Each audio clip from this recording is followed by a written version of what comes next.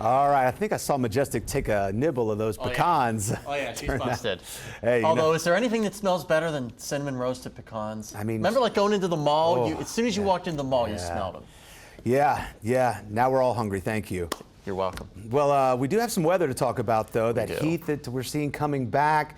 Really no relief from the heat and no rain really in the immediate forecast, right? It's a real triple whammy, unfortunately. Heat, humidity, and lack of rainfall, folks. It is going to be hot, dangerously hot yet again.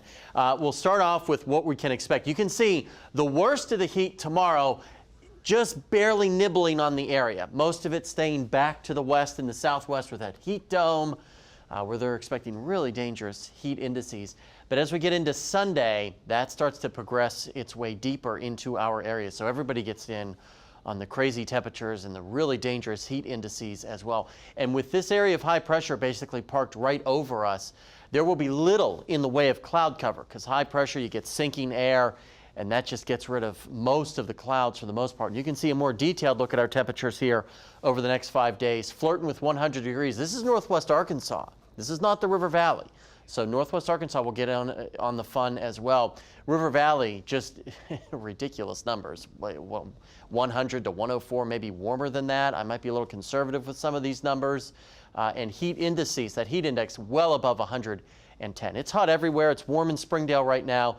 Temperatures northwest Arkansas, upper 80s to mid 90s for the most part. So not too bad, but not nearly as cool as we were earlier in the week. Fort Smith, not a cloud in the sky. They're roasting with temperatures upper 90s. You get into LaFleur County, southeast Oklahoma, triple-digit heat already creeping into those areas. As we go through the rest of the night, we will be nice and quiet, so really not much to worry about other than a couple of passing high clouds.